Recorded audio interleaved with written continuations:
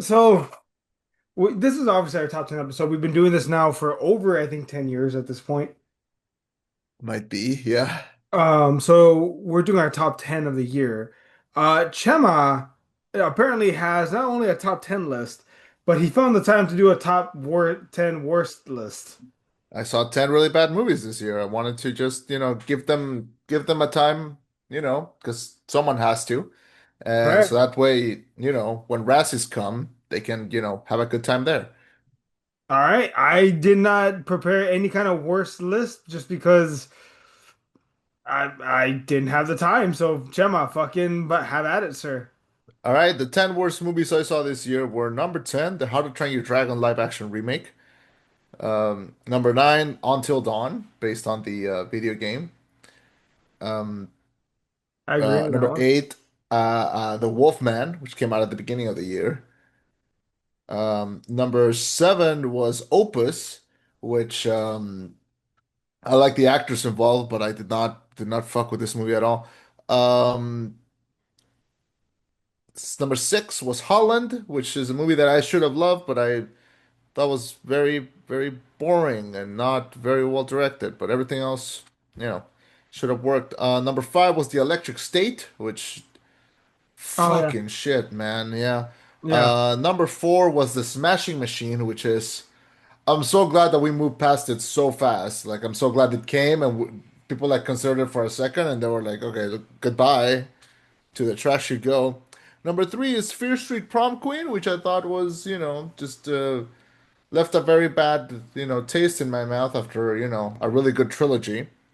Number 2 was the Snow White live action remake, which Rachel Ziegler, you are forgiven. This is not your fault, but I want to see you in good movies again. Everything else about this movie, fucking ass. And the worst movie of 2025, in my humble opinion, was a Minecraft movie. What a hideous pile of dog shit. And Actually, I will agree with you on that one. Mine, because it did not deserve to almost hit $1 billion.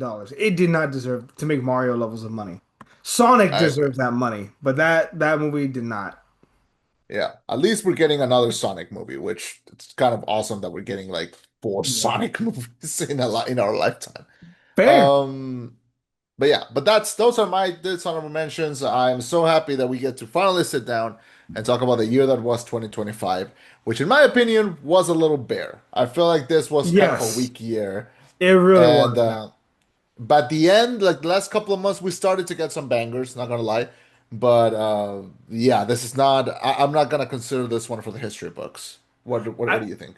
I think it's for several reasons. Because comic book movies should not always be the indicator of whether or not it's going to be a good year or not. But I think the fact that DC only did one film and the Marvel did technically three, but like two of them bombed. I would say the other one is like a debatable bomb. Um, the reason why I would argue that that does have an effect on film overall is because if Warner Brothers can depend on this film to break 1 billion, okay, so that means we can take a few other chances on a few other projects. We'll make our money back on this one for sure. Those other ones, hopefully, we do well, right? Same thing with Disney. They're willing to take more chances if the MCU is firing in all cylinders because they're like, okay, the money train over there is good, so we can afford to take more chances over here. I think Yeah, that that does play a factor in it. To me, I think the absence of really blockbustery comic book movies really open up the gates for very original movies come out this year, which yeah. I think this was the year where like not only we had more original movies, but the original movies I thought were better and also more dominant. Hmm. Like if you look at the Oscar nominations, all of them are original movies. Maybe some of them are based on books, but they're like original movies, they're not based on like a long-running franchise or they're biopics. The only quote-unquote biopic was Marty Supreme, and even that is like, very loosely because it's a lot of it is fictional. It's mostly just a name. So Go ahead. I like that this movie's starting to feel. I feel like this year is gonna end up being causing a shift Mhm. in the perception or like what is popular. Unless next year, unless I mean this year now, kicks our asses with great comic book films. I believe we're gonna start to see a big change coming, and I am excited for it. But it did affect. the overall enjoyment of this year. I would Now, agree. what I did like about 2025, I loved. So, That's true. That's true. This is a very strong top 10, I would say. Right? Even yeah. if the year wasn't strong, there were more than 10 really good movies this year. But no, okay, do you want to start? Do you want me to start? How do you want to do this? Every year I think we take turns. Uh, you want to do honorable mentions first, or Yeah, okay. yeah? How about you go My first, honorable since mentions. I did my dishonorable. Yeah, go ahead. All right, so I got in no specific order. I'll just go over them real quick. The Materialist, really fun movie to watch, especially as a couple. Really raw conversations about what it means to be with someone, a relationship, and honest expectations of what a relationship is. I like The Materialist. Happy Gilmore too. Just like a fun movie. Just like a what the fuck does this have heart? Oh my God, I'm cheering for him. Like it was one of those. Not top 10, right? But this is like a Hubie Halloween situation. It's good. It's not great, but it's real. It's good. Okay. Um, Really fun movie that I watched like 3 times. The Accountant 2. I Okay. recognize its shortcomings, but man, the chemistry between John Bernthal and Ben Affleck is I love it. I love it so much. And Ben Affleck, it's so fucking hilarious in this movie. I love The Accountant too. Um, Can you just confirm something because I haven't seen it, but I heard something. Is it true there's a line dancing sequence in The Accountant yes. 2? Yes, and it's part of what makes the movie awesome because Berthol's like, "What the fuck are you doing?" And he's just dancing like crazy. Ben Affleck, he watches them dance it a couple times because that's how his mind works, and then he can replicate Yeah. it perfectly. And he's like, Okay. "That's my big brother, yeah!" Like it's such good energy, man. It's really nice. God damn, I love John Bernthal. The Ugly Stepsister. I'll tell you this, man. It's very rare that I find a good scary movie. It's very rare that I find a good scary movie that genuinely like makes me feel unsettled. Mhm. The Ugly Stepsister. I doubt you've seen it. Have you? It's on my list. I have it I bought it actually digitally. Like I own it. I just haven't sat down to see it. I'm telling you right now, Just got nominated for an Oscar actually. I think for best makeup. So properly. I'm telling you yeah. right now, I dare you eat some spaghetti while you're watching this movie. I fucking dare you. Never heard of that. Okay, I'll try that. There's the up next, Thunderbolts. Really good movie. I really liked it. I tried to limit myself on the comic book films this year, but really I think Thunderbolts was by far the best Marvel film of the year. It's not even close. Great third act. I've gone back to watch that third act action sequence with Bob. Really good. And lastly, a really fun dark comedy that I did not expect to enjoy as much as I did, The Monkey. Oh my God, I was for sure that that was gonna end up in your top 10. It, I would say number 10 and 11 are very, very close. I'll say that. The monkey was like a hair away.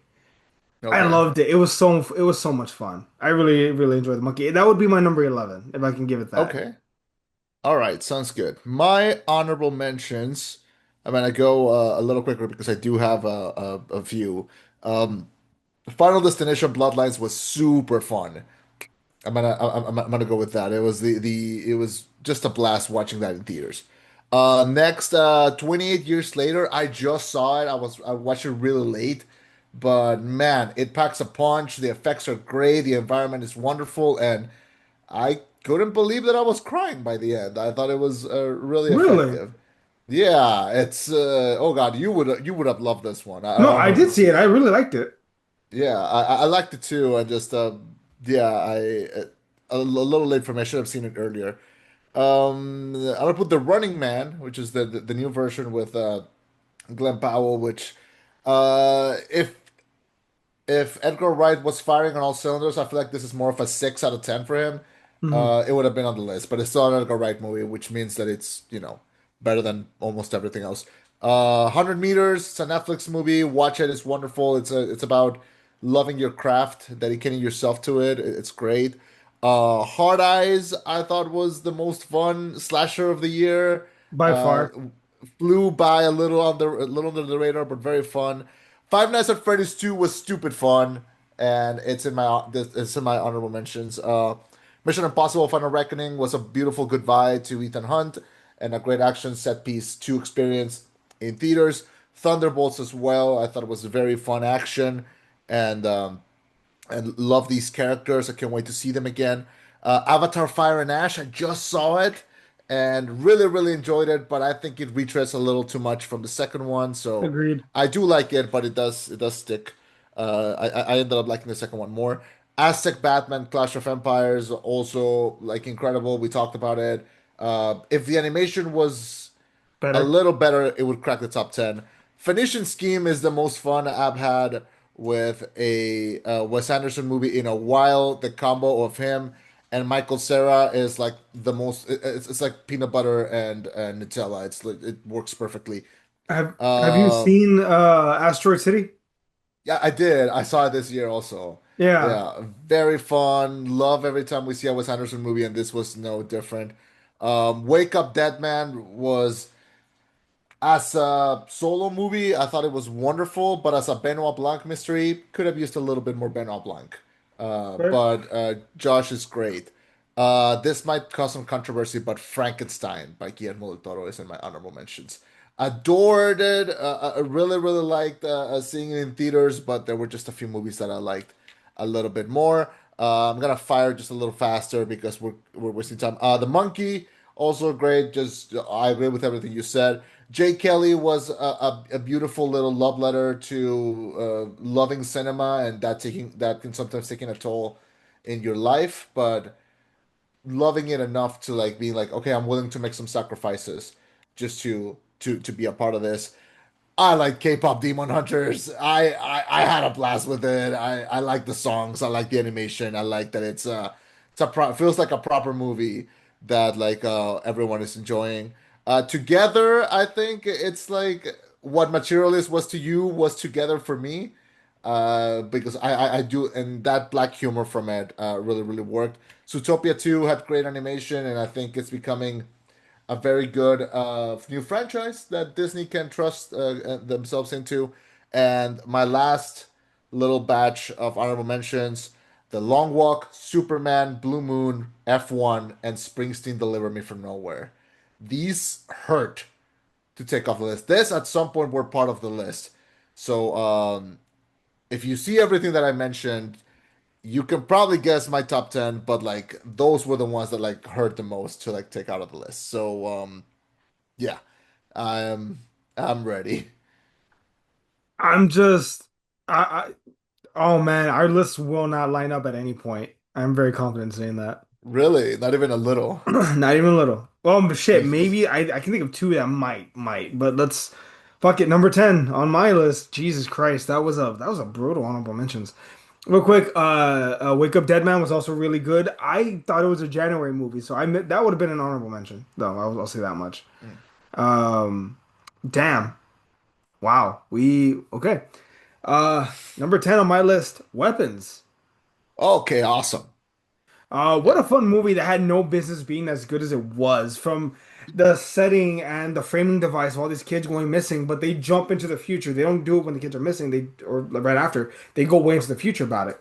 Um, I'll also say this, while the director never said it was about as a parallel about school incidences, this movie carries a lot of that kind of energy. This movie, look, it might seem low on the list, but honestly, it comes down to like multiple interesting ways that they could have finished it off. But I like 90 to 95% of its execution. Also, that last scene where the kids are chasing down the witch is fucking, it's golden. Gold, fucking gold.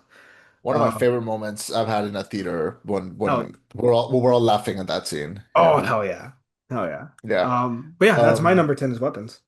all right, my number 10 is gonna be Park Chan-wook's latest film, which is called No Other Choice. And it's This on my to is watch list. Yeah, it's the director of Old Boy, and this is his new movie. Nobody makes movies that looks like this, man. He has like a very unique eye and a very unique way of looking at things. I was able to see this in theaters, which I really, really enjoyed. The main character is played by Lee Byung-hun, who was the villain in Squid Game, and he plays this office worker that gets this a paper mill worker that gets laid off, and he's unable to find a job. And I think it really will spark a conversation about how we are as workers. I felt very much called out by this movie in a good way, and it is also a wonderful comedy about how far we're willing to take just being employed, not even like being rich, just being employed. And when you see the motivation that drives this character and his relationship with his family, I think this could be a modern classic if it gets enough attention. I think it's a movie that's going to age really well and really represents what war culture was right now, like in this day and age. But yeah, Park Chan-wook, one of the best directors I think currently working, and this movie is no exception. I adored No Other Choice. It's my number 10. Damn. It's again, it's on the list for what it's worth. There's quite a few movies on there. Mario Supreme's on there too, as a Mhm. Springsteen. But okay, my number nine is a movie I don't think you've seen yet. People don't come at me just because it's so high on my list, but please bear with me. My number nine is Good Boy. Oh yeah, the dog movie, right? Yes, yes. Yeah. So this this movie stressed me the fuck out more than any movie this year, and it's not even close. By no means is it the production of the year. I understand its limitations. This movie lives and dies by the pause of its star, Indy. And as our perception through the world, we see everything going through Indy's eyes, and we can piece together what's going on, the tragedy, the fact that the owner is dealing with this disease, how it destroys him from the inside out, how it changes you, the perception of a dog and their love and their loyalty of never wavering, because they just love, right? Dogs are the most perfect fucking creatures on this planet because all they do is love you unconditionally. And I think part of the reason why this movie is so amazing to me, or it's so emotional to me, is because it reminds me of my dogs, Ace Biscuit and Winnie, right? Like I look at them and I see Indy and vice versa. This movie had me crying twice because it was like I would never want them to experience that. And I understand some people, they're like, they're just dogs. To which my response is, go jump off that fucking cliff that you've been thinking about. Um, no, yeah, Good Boy is my number nine. A great movie I would recommend to people. Again, it's not the production of the year, but this is my top 10 list. It got me emotional. It's on my list. All right. Awesome. I love how experimental it was. Just the idea of like basing it around like the perspective of a dog. I thought it was really genius. I haven't seen it yet, but it is on my list. I do feel like I have to catch it. It's short too, right? It's like an hour and change. It's like an Right? hour 10, hour 20. But I mean, like Yeah. it breezes by in a good way. It by no means do you feel like they're like taking too long with like the shots.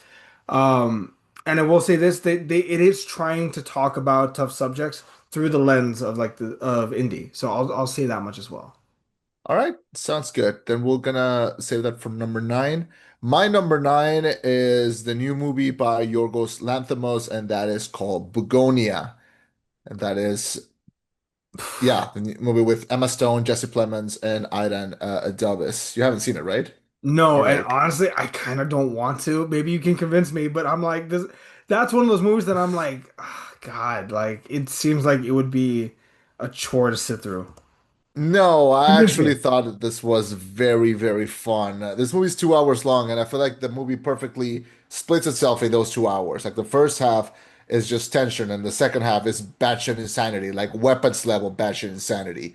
And I think Yorgos as a director kind of basks in these kind of projects where like this is might be his most normal movie, which is a weird thing to say by the guy who did Poor Things, Lobster, The Favorite, The Killing of the Sacred Deer and Dogtooth and more. But it does feel like its most accessible movie. It is very fun. It is very crazy. The performances by Jesse Plemons and Adam Delvis are great. Emma Stone is freaking wonderful, doing something very different, which is like the second that her character gets captured and abducted by these two characters, instead of like going crazy and like yelling, she approaches it in a very diplomatic way. And like the way she talks is enchanting. I thought she was freaking wonderful in this movie. I love that she's nominated. Would have loved the Jessie nomination as well. Um, it's one of those things you just have to experience. I don't want to sound like that guy, but like man, very fun, and it has an ending that is absolutely worth it. Like I went to see this with three friends, and like by the end we were like laughing our heads off. It was one of the most insane movies of the year, and I think very fun, one of the great scores I think of the year, which I think is also great. It really goes to show how far an artist would go to like make something this crazy. So yeah, highly recommend everyone check out Begonia. That's gonna be my number nine. Fair enough. I mean, God, maybe it. I don't know, man. I don't love the look of it. But you know what? If I have 2 or 3 hours to kill, I'll maybe I'll find time. I Yeah. have Smashing Machine. I'm not Smashing Machine. Mario Supreme's on the list first, but we'll see. Okay. Um, Fuck, maybe. I don't know. You're not the first person to recommend it either. It's very fun. Maybe. Okay. My number eight is the second most stressful movie of the year, but slightly better just because it forces more interesting conversations. The Long Walk. Um, I figured this will be on your list. I really enjoyed it. One, I think the first thing is, and I'll say it right off the bat, it's different from the book in good ways, right? Typically, when you have a film that's based on a book and it's different, that's the first thing people crucify. I would argue in this particular case, it does wonders for this story that it's not the same as the book. It could have gone that direction, but the fact that it didn't gave me some real twists, right? They changed certain things from the book to from the between the book and the film that make you feel like, oh, this is going to be different. It's going to come off different, which is not a bad thing. You also have this one. The first interesting question is, how long do you think you could walk? Until your legs would give out and you die. But more than that, it's also you see these poor kids who are sons to someone who form these friendships, but these doomed friendships. Like that was part of when I'm like, oh fuck, I'm an adult. Because I look at these kids and I'm like, why are you making friends? Only one of you gets to live. Why are you hanging out and talking to each other? You know, and you get these questions about, is it worth the revenge? What about the ending? Is it throwing your life away to kill the colonel? And it's like every revolution requires a spark. And I remember me, Nikki, and you. Well, no, you and Nikki were more of the same opinion of he shouldn't have done it. Where I'm like, every revolution needs to start with a spark. And other people had differing opinions too. It was such a fun movie to talk to other people about. Long Walk, highly recommend. It is not the easiest watch, but I highly recommend to anyone and everyone. The Long Walk is my number eight, and maybe the best Stephen King film ever made. Maybe.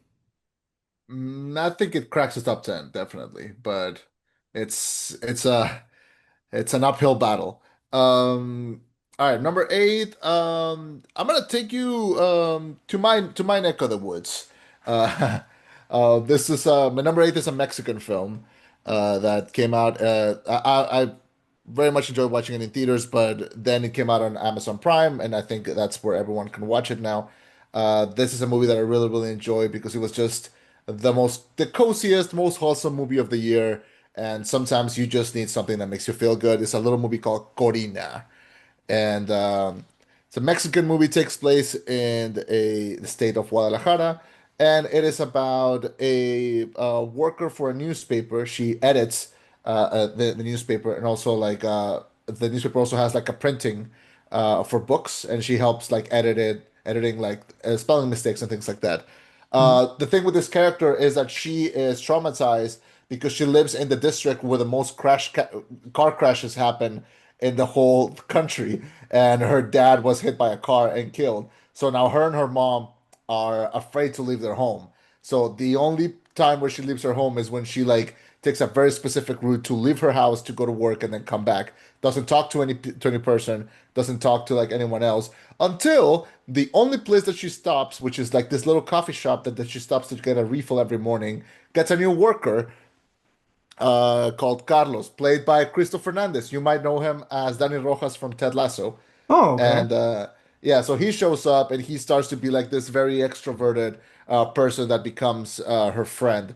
And they go into this really wonderful trip where like she accidentally, instead of like editing a novel that she's supposed to edit, she kind of rewrites it to become like better and accidentally submits it as the real novel. And now everyone at the printer is like, "This is awesome. We're gonna make so much money." And she can't talk because she's so shy. So she goes into this road trip with Carlos to meet the actual writer and tell her what happened. And it is a very cozy, very lovely little movie about, breaking out of your shell and talking. And it's about the writing industry, which I love. And it's about actually sitting down and doing something and like taking really unexpected risks. And the performances are great. I love seeing a Mexican movie that for the first time, it's not about Mexicans crossing the border for a better life, or B, rich white Mexicans learning the real meaning of love.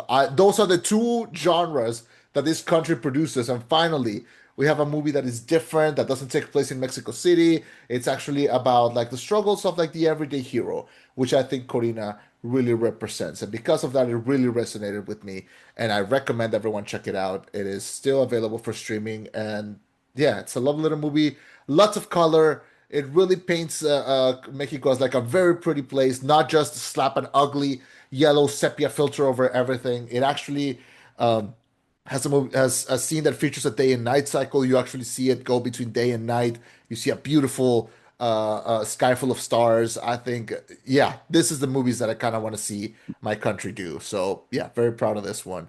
Corina is a blast. Okay. Something worth watching. You said it's still on streaming, right? Yeah, Folks, you know what to do. yeah, We're on number seven, if I'm not mistaken. Am I correct? correct. Number seven. Okay, so this one might be a cult of the new. Maybe I fucked up by putting this on my top 10, but I really liked it. And again, it might be a cult of the new. I don't know. Chainsaw Man, the Resi arc. Knew it was coming. I knew it was coming. It was so much fun. The colors were vibrant, the animation was there, the story was there. If my biggest complaint about your film, which by the way, that is a complaint about like two other films on my top 10 list that are yet to come. If my biggest complaint about your movie is that I needed more, that's a pretty good indictment on your film. Um, no, I really enjoyed it. I loved going back into the world. I loved Denji and his story. I his relationship with Rezi and the way it was going to play out. Because again, I went in blind. I didn't know she was the bomb demon like everyone else. So I was like, what the fuck? Just enjoyed it all the way through. Chainsaw Man, that one I would strongly recommend to everyone. In my number seven, the animation is on par to like Dragon Ball Z Broly, and again, that is a compliment because of how beautiful the fight sequences are in that film. This movie is on par. That's the best thing I can say about it. Also, it displays how smart Denji is because he doesn't want to kill her. He loves her, but he's got to stop her. So what does he do? Get her in the water. Yeah. Um, Man, it's a blast. It's a it, freaking blast, that movie. but Yeah. I forgot to bring something up in our review, which is something that I wanted to tell you. The Chainsaw Man, the Red Arc, to me, it's the equivalent to Batman Mask of the Phantasm for anime. And that might sound crazy, but it's also about a man that like has his place set in the world, has an alter ego, and he's kind of willing to let go of all that for a woman that he loves. I mean, And I isn't that the true test of love? Will you change everything about yourself for me? You mean the part that you fell in love with? Totally. totally. So that's yeah. So I think I forgot to bring that up in the review, but yeah. I no, no, I do see what you mean though. Okay, no, I see that. But I'm guessing no, I don't remember. Was Chainsaw Man in honorable mentions? I don't remember. You'll see. Okay, well, Chainsaw Man is my number seven. Chema, you're up. All right. My number seven. Shut up. What? Shut up. Shut up. No. It's Marty Supreme. Like, Oh, okay, fair. yeah. No, yeah, it's Marty Supreme. Man, you talk about stressful movies. This might be the most stressful movie of the year. Genuinely. Like, the breakup of the Safdies brought a lot of questions and a lot of like opportunity. Like, okay, are the two directors only good when they're together? Will they be able to work independently from each other? Wait, Yes. so wait, are they no longer friends? Well, no, they're brothers, aren't they? So like, Yeah. did they have a big fight, or is it just like, hey, you want to try doing something separately? I Details are spotty. I'm not really familiar. They just decided to end their creative partnership. I don't know. I think they're still getting along because they showed up to like the red carpet for the other ones. But I think that's fine. But like I think they just wanted to try something different. Benny Safdie went on to direct The Smashing Machine, which I thought was terrible, and Josh Safdie ended up doing Marty Supreme, which is in my top 10 for a reason. Man, this is a fucking odyssey, and I don't say that very often. The fact that this character says very explicitly, I have a dream, a very specific dream that I need to submit myself 100% in order to reach it. And that makes this character do a lot of very, very nasty things that no one in the audience should approve of. It kind of bears a big responsibility when you also make this character stupidly likable. Like, if I knew this guy in real life, I wouldn't want to be his friend. But as a fictional being, as a fictional character, trying to carry out a very specific dream, which like who even thinks about this? Who wakes up one day and says, like, I'm gonna be the best ping pong player that's ever existed? Who the fuck wants that? Marty wants that. And the fact that he's able to like surrender himself to fulfill out this dream, which he doesn't see as a dream, he sees as an obligation. Like I owe it to myself to be the best in this. He's very, very unlikable, but you gotta respect the dreamer. You always gotta respect the dreamer, and I think that movie nails it in this in that sense. The movie is freaking fantastic. The performances by everyone involved are great. I love the anachronistic tone. I like that it takes place in the 50s. Yes, yet uses music from the 80s, and the characters talk like today. It's got incredible sequences. It's got really good moments that are like uber terrifying and very, very stressful, but really happy I saw this. Really happy I saw this in theaters. And Timmy is gonna pick up a statue of an Oscar come March. So everyone owes to see why we got there. Now there it is. Timmy, I said my piece. Send me a jacket. Thank you. I guys, isn't he too young to win an Oscar? He's 30. People younger than him have won. Fair enough. He Wasn't just looks Adrian Brody small. 24? I think he was 29. Yeah. Um, Yeah. Fair enough, I guess. I don't know. I need to We'll see see. Marty Supreme. The fact Yeah. that it's about a guy who wants to become a professional ping pong player is right up the fucking alley of the Oscars, I suppose. Yeah. Um, but okay, so number six, am I correct? Yeah. Number six. Yes, number six. Okay.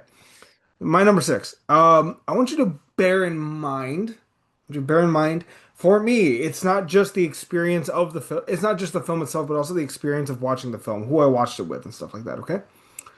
My number six is The Black Phone 2. Maybe the Okay. best horror film of the year. Maybe. So, emotional connection. I went to go watch this with my mom. I love going to the movies, I love film. But that stemmed from going to the watch movies with my mom all the time when I was a kid growing up. We used to watch shit, I don't know, maybe 20 movies a year together, like going to the theater. So anytime I still have the chance to, given the fact that now I have a kid, I savor that moment. I savor those any chance I get. And Black Phone 2 was such a great experience. One on that aspect, because I got to go with her, but also I do want to talk about the film itself does what a sequel is supposed to do, which it doesn't retread old ground, it breaks new ground. It's kind of forced to because the grabber's dead, technically. Um, but it almost works within the realm of possibility for the world itself, right? The grabber is able to fuck with people within a certain grounds, right? The only way to release him is to help the three souls that he killed at that camp be free, and then the grabber will be, trapped again forever. They also do this thing that's very difficult to do, which is they go from the kid, what's his name? I'm trying to remember, not Ethan. Finney. Finney. Kenny? Finney. Finney, I'm sorry. Yes. They go Yeah. from Finney being the main character to it being his sister, which again is something that most movies you try that shit, it fails miserably. But they managed to make it work in this film, and that is no small feat. I want to praise them for that. Um, they also kind of recontextualize what happened with the mom, because in the first film we find out she died of suicide because of the voices in her head. But then we find out what really happened. We get the backstory of the grabber, not everything, but just enough, right, for us to get a feeling. And the aftermath and how it affected Finney and his family overall. His dad's sober now, and now on their side when they say we need help. It's so good. It is. I heard people calling this like the new Nightmare on Elm Street series, to which my response is, if I'm being real with you, I've seen the whole Nightmare on Elm Street series. None of those films are as good as this, let alone the first one. Mhm. I'll fight you on that hill. But yes, Black Phone for me is the number six best film of the year for me. Okay. I saw it like a few weeks ago. Jess and I did a double feature of the first and the second one. Mhm. And yeah, which I had seen the first one, but I hadn't seen the second one. So she saw the first one with me, and then we saw the second one together. I ended up liking the first one more than the second one. I think the my only issue with the second one is that it retreads a similar ground to Sinister, and you know how I fucking felt about Sinister. So it just feels like the vibes are there. But I liked it as like a new entity, and I do think the Grabber got a little bit too much attention when it first came out, and it's like, okay, earn it, first of all. Like you just came out, and it's like, okay, I'm starting to like. I hope if they make a third one, which they just might, I hope they go also again completely like crazy and different. So that I would be actually have a fun. pitch for if they do a part three. Can I tell you? Because I'm really proud of it. Yeah, What if the grabber has a daughter? yeah. And what if she's play? Yeah, and Okay. what if Mia Hawke plays her? Oh God, that could Imagine, be fun. imagine if she gets with she's like the older college student that's like into Finney, and Finney's like, "Do I have game?" And then it just turns out like I don't know, like uh you should know what it mean. I know what it means to lose a parent, Finney. Ooh. I like how we're just gonna keep torturing these kids until like the end. Like We it's gotta you gotta wipe out the bloodline. gotta go up at the well bloodline. But yeah, okay, so that's number six, right? Mhm. All right, from seven we're gonna go to six, six, seven. Number six is gonna be Weapons, a movie that was on your list. I have it like a little bit higher on my list because man, I love me a good original film. I think from here on out, it's mostly all originals, and freaking adore this one, man. I love watching it in the theaters. I love watching it with friends. I love the just how freaking original. I love this guy, Zach Krager. I can't wait for his next movie that comes out this year. It's a Resident Evil movie. So I can't wait for that. But man, this talk about a movie that should take over the world and like capture like everyone's like attention for a little bit. Really original, really interesting, really haunting imagery with the children like Naruto running like at night. I love the structure of it. I love that. I love the pace of it. I love that it never feels. I love when the movie feels like a mystery that you're, kind of solving as the movie's it's going. It's 2 hours. It feels faster. Like it feels like it flies by, and I love the balance of horror and comedy. I love Amy Madigan's performance as Aunt Gladys. She's nominated for an Oscar for this. Isn't that wonderful? Like we have a horror movie or like hopefully a new horror icon, and we got her like an Oscar nom. That is great. Freaking adore this one. I think it's gonna be one of the most well remembered movies of this year. And that's why it's my number six. Yeah, honestly, it deserves all the praise that it's getting. I completely forgot that he's directing the next Resident Evil film. Hopefully, it's not a return to Silent Hill situation. For the love of God, please no. I heard really bad things. Have you seen it already? I have heard the worst things. I have not seen it. I want to watch Iron Lung first before I watch that one. I really want to watch Iron Lung too. But Hell yeah, but yes. that will be for 2026. So you're number five, sir. My number five, sir. Okay. I would like to point out that of my top five, only I would say two of them are franchise films. I would argue three of them are well, two are original, one is semi-original, I would argue. We're gonna have a Uh, diverse list. Awesome. I'm Let's love trying. that. Not my number five, and please don't hate me for this. Because I really liked it. I really enjoyed it. My number five is Ballerina. Okay, I figured.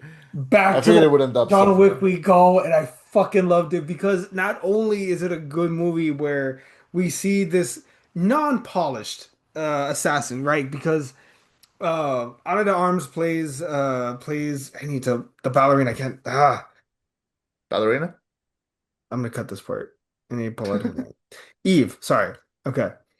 We have Ana de Armas playing Eve, who's this young assassin who is not polished at all. She is on a revenge path. That's a kind of typical, the whole like, oh, dead parent thing, fair goddamn enough. But the crazy part about this film is one, like the way it sets her up as this unpolished assassin who's trying to get back at who killed her family initially. We get a great cameo from Mr. Wick, which honestly we kind of didn't need, but fair enough. Okay, he's in the film. He has to shift tickets.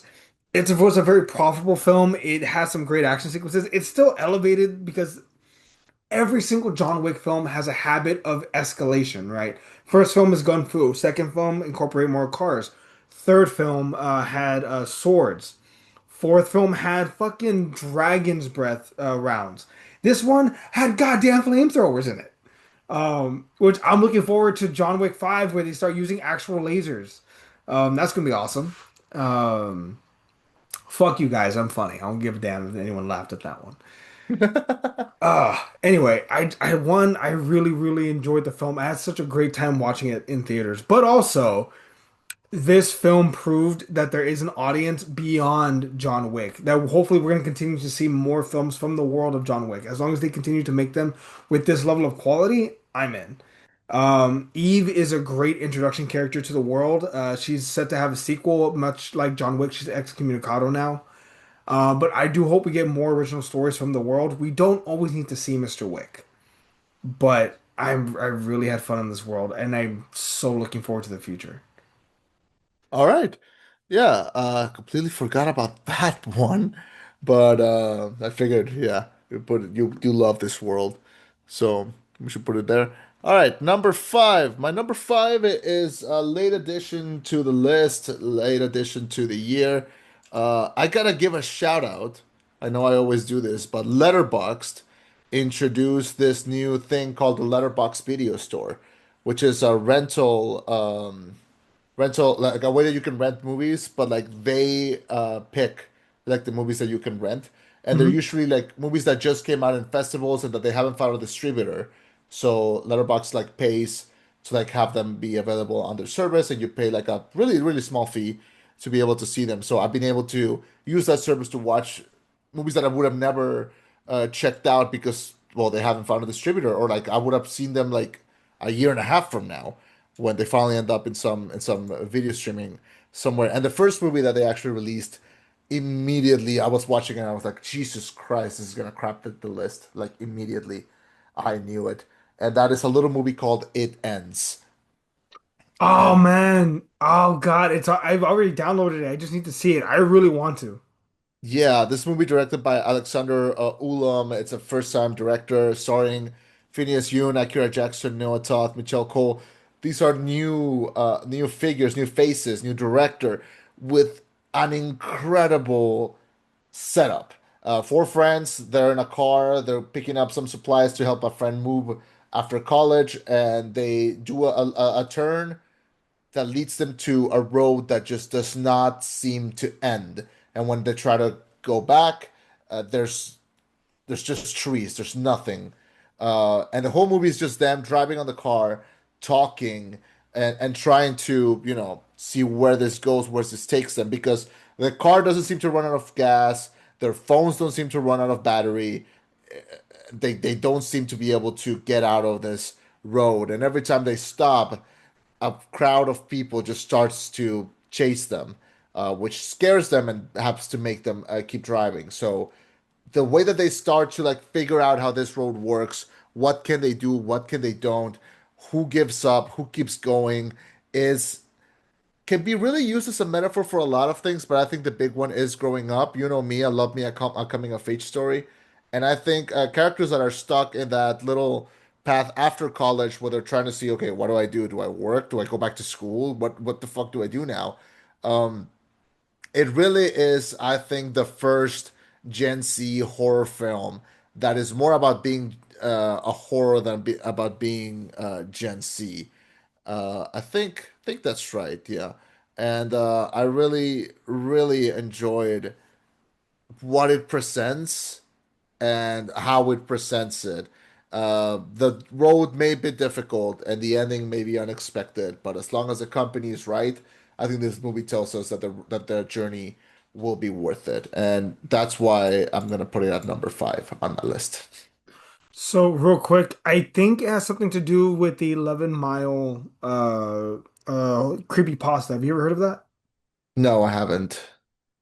So the idea, it's not a shot for shot comparison, but the idea is if you look for this road without looking for it, if you want to find this road but without needing it, you can find this road where once you get on it, you can't get off. It goes for 11 miles. Your car will not go faster than 5 miles an hour. It will not. So you're trapped on this road, and each mile brings a new challenge, right?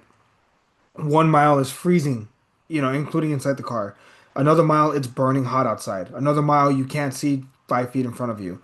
Another mile, there's people rushing your car trying to get in. And if you ever stop, they will get in the vehicle. So you cannot stop under any circumstances. Um, and if you can make it the 11 miles, at the very end, if you can make it through the 11 miles, you get whatever wish you were wanting. But you have to get through those 11 miles, but you cannot stop. You have to keep going.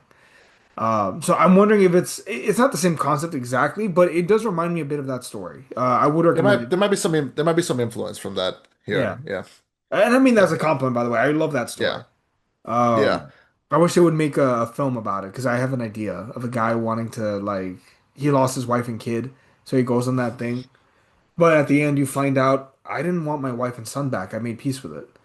I wanted the guy that killed them, and he's in the trunk of the car, or like the drunk Yeah. driver, like the drunk Okay. driver that killed his wife and son. Like whatever you wanted there, it's in the trunk of the car, and it's like no, like I made peace with that, but he needs to fucking die because he got away. I think, Might work as a little short film. Could work. damn, maybe I should I make a movie? Maybe I'll make a movie. We'll see. The I think we Rollback should make a Productions movie. presents. Anyway, Yeah. okay, number four, Sinners. Ooh, okay. An outstanding original film, from Ryan Coogler. A movie that was very much, I think, a silver dollar movie. What that means is essentially it's hey, I'll do one for you, but you let me do one for me, right? That's a silver dollar deal with you get with directors. Granted, he did direct two of the most successful like MCU movies as far as Black Panther 2, Wakanda Forever. And he made a great movie given the most difficult of circumstances, given what happened to Chadwick Boseman. Him and his freaking collaborator, Michael B. Jordan, knock it out of the park. Michael B. Jordan, I think, should have been nominated for double Oscars, or at the very least, Best Actor and Supporting Actor in the same role. That would have been fucking hilariously awesome. Um, a great movie about music, a film that somehow is able to show generational music, like give it a visual like repeat, which I challenged. Someone actually said that they hated that part at my work. They said, "Oh, that part was terrible," and I said, "Really? It was terrible." Yes. Okay. Get on your phone right now and find me another example of any director who ever tried to visually show music throughout time. And they were just like, that's what I thought. Shut the fuck up. You know what Never seen it question done I before. have?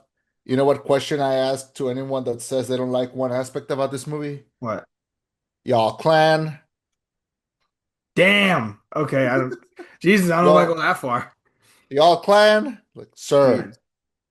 we believe in equality. No, but legitimately though, this movie, I think this movie earns the right to be called an epic. I'll give it that. It earns the right to be called an epic. It should have been longer, but that is my number four is Sinners. All right. Speaking of performances that I think should have been double nominated for an Academy Award, a little movie that that was a big hit when it came out, and then people stopped talking about it, which I think it deserved more attention. Mickey 17. Fair. Okay, I hear it. Mickey 17 was so fucking fun, man. The right amount of like science fiction and like character and comedy and character work. I thought it was absolutely wonderful. Robert Pattinson is like very slowly cementing itself as like probably if not one of the best, the best actor like working right now. Because my God, what a filmography does this guy have? And to give double performances in this as like a very fun opposite characters, while also, acting circles around people like Naomi Aki, Stephen Yeun, Mark Ruffalo, Tony Collette, and probably the one of the cutest alien designs that we've ever seen with the creepers in this movie.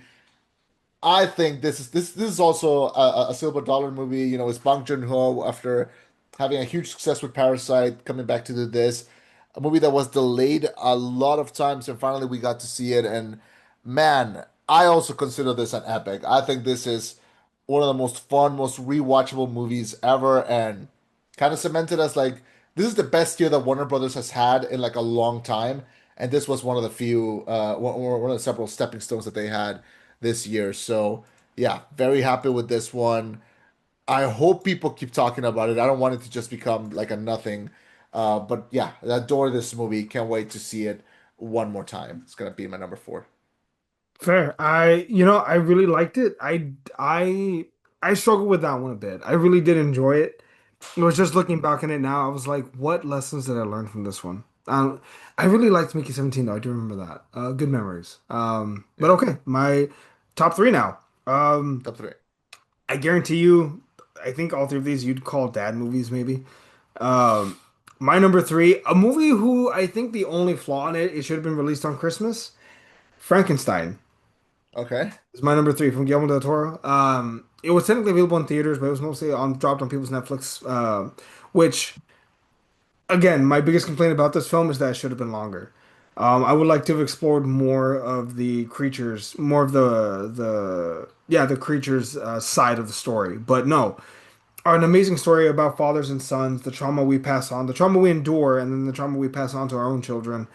A film about being a good father, being the person that you needed when you were younger, atoning for our sins, not necessarily learning from the best lessons from our parents. Um, I will die on the hill though that the creature should not have forgiven Frankenstein at the very end of his death. Victor should have gone down like screaming for that abuse. I understand he learned his lesson. I have a thing about yeah, no, I don't forgive you. Go down with a broken heart. You don't deserve warmth. I'm sorry, I'll die. Ugh. But no, I really, really enjoyed this film. I think I watched it multiple times. For me to start a movie at 11 p.m. and finish it until 2 a.m., that tells you that it's a pretty damn good movie. Especially the fact that I was exhausted. It was right after we put Ollie down to sleep. So Frankenstein is my number three. It is a movie I will revisit every Christmas. I did it this year and I plan on doing it every year. At least once I'm gonna watch it. Heck yeah, I very much enjoyed it. It was really close to cracking the top 10, but yeah, I did have just a few butts with that movie, but still love that it's nominated for Best Picture and love that it's got nominated for like a bunch of other awards as well. I thought Oscar Isaac was snubbed. I thought he should have been nominated, but I agree. oh well. Oh well. Number three, you said, right? My number three. Speaking about fathers and kids, let's talk about another epic, and that is One Battle After Another, man. Oof, this is one I I disagree with know. you on, but okay. Yeah, I know, but like, man, to me, this is another movie that perfectly marriages like a good length that uses every minute to tell a great story, good action, comedy, characters, man, and one of the most banging scores of the year. That little piano riff is gonna live in my mind for decades. This movie is, I think, is freaking incredible. It's timely. The performances are great, and I think it will stand as one of the best like modernly set films. Like when we think, oh, 2020 is like what were the movies that like took place in that time that we're gonna remember? Like I think it's gonna be one of these. I think it's gonna be one battle after another. We have enough movies about the future and the past made right now. I think this is a good timely movie made today. Love every performance in this. Everyone is trying to outact each other from DiCaprio to Sean Penn to Benicio del Toro. But like newcomers like Chase Infinity really steal the show. And the score by Johnny Greenwood, I think, is freaking perfect. So yeah, my number three is One Battle After Another. Fair. Well, my number two is probably the most dad movie of the year. Okay. That's Chema's words, not mine, but it's pretty accurate. A movie about, oh God, I hate to say this, potentially positive masculinity. Or that's both movies, I guess. F1 is Of going to be my course. number two film of the year. Brad Pitt, for all his faults, man, he can make a really good dad movie. I still rewatch Moneyball at least once a year. I rewatch Ocean's 11 and Ocean's 13 at least once a year. And F1 is very much added to the rotation of dad movies that I'm probably gonna watch at least once a year. A great sports film, movie about sports the same way Rocky is about boxing. It's more about the man and the story behind it, right? The idea of perseverance, the idea of chasing this thing, which strangely enough, maybe it's my age. I'm only 32, but maybe it's my age. Maybe it's that I'm a dad now, but the idea of chasing something that you still want to be is something that I can admire and understand, and to be frank, resonate with, like sympathize with. Um, Pitt mentions in the film, it's not always about winning. Well, winning matters, obviously, but he says he's also chasing this feeling of when you're floating, almost like everything is automatic, like you're not having to think, you're almost flying. And it's rare, but when you find it, you chase it. And this character is the epitome of just going, like for the love of the game. He's Goku, but not about fighting, about racing, because at the beginning, we see he's racing a 24-hour race at Daytona, enters F1, wins the World Grand Prix, holds up the trophy, and not 2 days later, he's in the fucking desert in Mexico racing for $500 because it's not about the wins. It's not about it's not about the stature. It's about the love of the game, so purely. F1 is an outstanding film that to me surpasses Top Gun Maverick by miles. I will rewatch it. I will rewatch it again. The soundtrack was amazing. I love Drive by Ed Sheeran. Like that's on my cardio playlist. Um, yes, I will rewatch this. F1 is my number two of the year. And you know what my number one is. Shut up. Yeah, I mean, I figured it was gonna be there. Makes sense. I'll talk But about it when I yeah, get there. yeah, yeah. No, I like that one. I actually rewatched it a few weeks ago, and I really, really enjoyed watching it again. But man, watching that in theaters, that was a freaking blast. That's a movie that should be in theaters all the time. But yeah, but IMAX that's rotation. F1. My number two, we're gonna be revisiting this movie because you just talked about it. But my number two is Chainsaw Man: The Rest Arc. This Fair, I see it. is this. What a fucking jewel, man. I've been championing Chainsaw Man since I read the manga, and people recommended it to me, and they all spoke wonders of it, and now we get to I saw the anime, which I adored, and then now the movie. I got to see the world got taken over by Chainsaw Man for a little bit, and man, this another epic in a way. Like we get to see this character just go through all these danger and like meet these characters and have all these conversations. And we mentioned it in the review, like over three-fourths of the movie are just him and Reza talking, and that's it. We don't see him turn into the Chainsaw Man until the end, and it's like I'm satisfied. Like I'm satisfied with what you're giving me, and yet, you know, what should be like the meat, like what should be the everything is saved until the end, and I still enjoyed like the whole trip. And I adore this, man. I adored Chainsaw Man: The Rest Arc. The movie, I think, was absolutely amazing. I loved seeing it in theaters too. I can't wait to see it again at home. And God, this last like two, three movies of like on my list, we're all fighting for number one. But tomorrow I could wake up and put this at number one because I just adored it so much. But right now, Chainsaw Man: The Rest Arc starts at number two. That's fair. That's fair. I understand. All right, number one. Go ahead, punk rocker. I can't believe it. Superman is my number one. I'm more Batman. I'm more a Batman fan than a Superman fan. But this film, I guess, is the epitome of what it means if you want to raise a good man. Clark Kent, Superman, blending their humanity after over a decade of dark evil, not dark evil Superman, but really dark, depressing. what do my powers mean? Who am I? Superman. We get a version that is happy, that smiles, that has color, that tries his best, who is not invulnerable, who which arguably is his worst trait is his invulnerability. That's why these Superman stories are boring.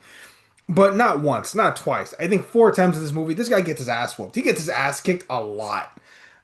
Granted, they have to be clever and use kryptonite and an ultimate, it's not ultimate, almost like a bizarro version of Superman to beat his ass down. But nonetheless, he gets the shit kicked out of him multiple times, but he keeps getting up and keeps trying. There are multiple moments where he's just fucking doing his best, and how does that not resonate with you? I saw someone post that this film may have unironically saved an entire generation of men from becoming douchebags, to which I hope that's true. But even more beyond that is the emotional core of this film of what it means as far as like masculinity, but more importantly, positive masculinity. What it means to be able to cry, to share your emotions, to talk. Um, what is real strength? And I'll say this much, man, because I've watched this movie. I said the story once, I think already. I saw this movie in July, right? My son Ollie, he was already over 6 months old, but there was something that was resonating because it just before Ollie was born, instinctively, I saw myself as the main character of my story, right? Like I think that's how most of us see ourselves, right? We see ourselves as my life being experienced through my lens. Not trying to be self-centered here, but I think that's what most people do. But after Ollie was born, I looked at it as like my job. I'm not Superman anymore. My job is to raise him to be Superman. My job is to raise Ollie to be a good person. And in watching this film, I don't know, there was something that just resonated so much with the themes of fatherhood, I guess, and how to be better and treat others. I cried during three scenes of this film. I remember one scene was when Superman he saves Crypto, he saves the baby, and he saves Metamorpho all at the same time. And there's just something about that. I don't know why it hit me, but I started crying at that moment. I don't know what shit I was going through, but I know I was going through something.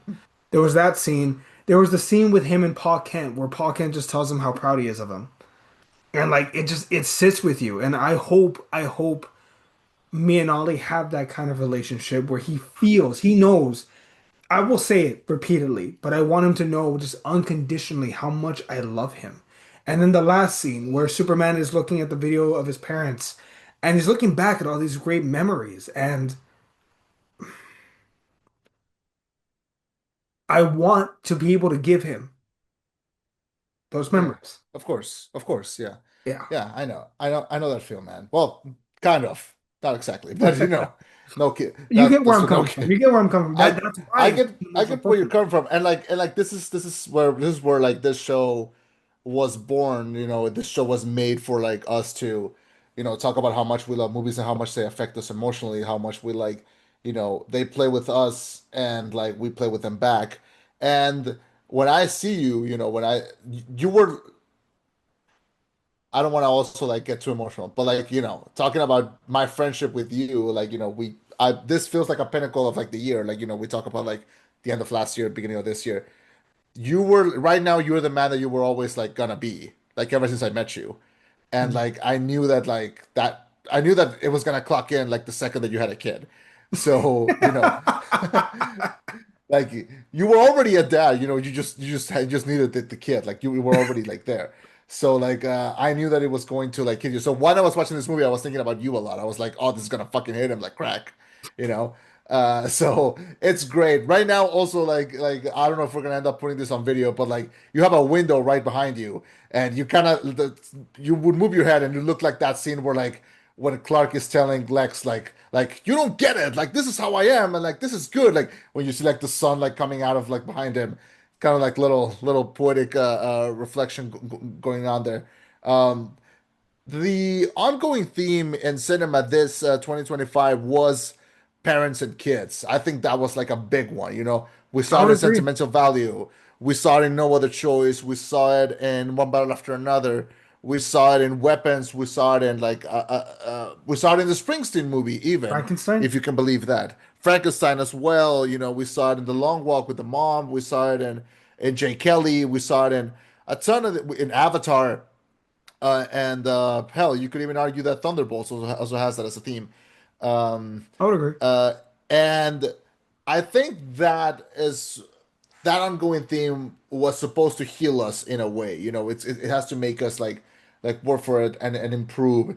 And if you have nothing else to add to Superman, I'm going to connect this with my number one, which I'm good. is you might not believe me when I tell you when that this movie actually, you know, helped unite, not unite, but like bring a connection with between family, and that my number one is Sinners.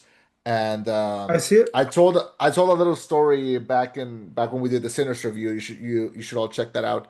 Where I talk about I went to see this movie with my dad, and we bonded a lot like while watching it. Even though the movie's not about fathers and sons, we bonded a lot watching it. And even like today, like this morning I saw my dad, and I was like, we were talking about it. Like we're still like the whole year we've been talking about Sinners, and and it's kind of hard to not say what everyone has already said that it works great as like if you love music, it works great. If you love the culture, it works great as just if you like horror, it works great if you just love a good, well-told story. But man, the fact that this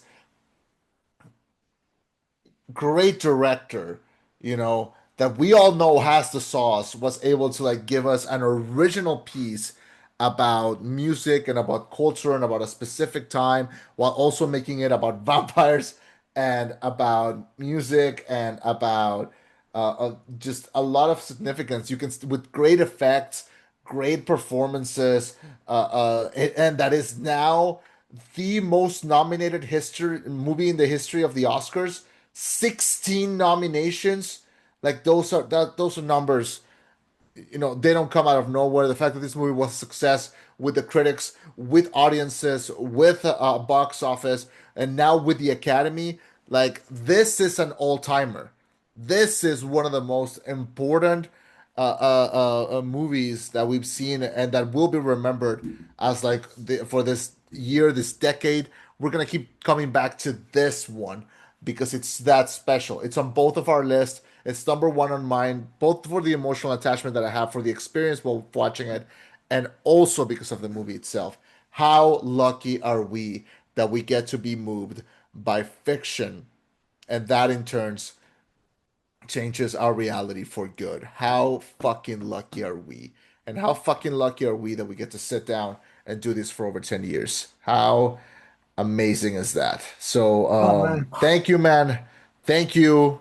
I feel like I don't tell you this enough, but like, thank you for keeping this space open and No, for, it takes two, man. It's easy. Don't worry yeah. about that. It takes two. And can't wait for another year of this. I don't get tired of this. I don't think I'll ever get tired of this. So, you Mm-mm. know, everyone who's listening, keep sharing this experience. Keep going to the theaters. Keep watching movies with your friends. Keep watching them by yourself.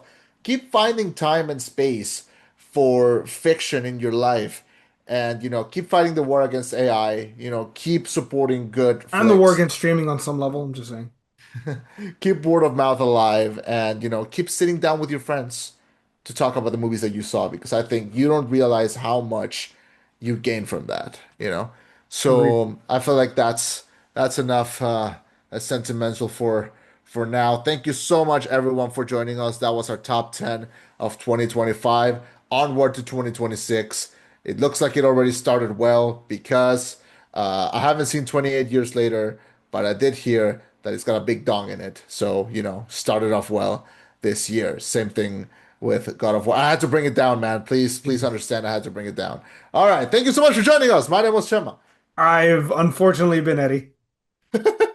This was the rollback. Our top 10 of 2025. Goodbye. Wait, no, with a reminder to go watch Iron Lung. Go support creators. I would very happily watch Iron Lung if it was available in my, neck of the woods. So, That's fair. Go play we'll see Dispatch. that. We'll see that when we see that. But everyone play Dispatch. Good night, everyone. Oh man, that's a good one. Ah.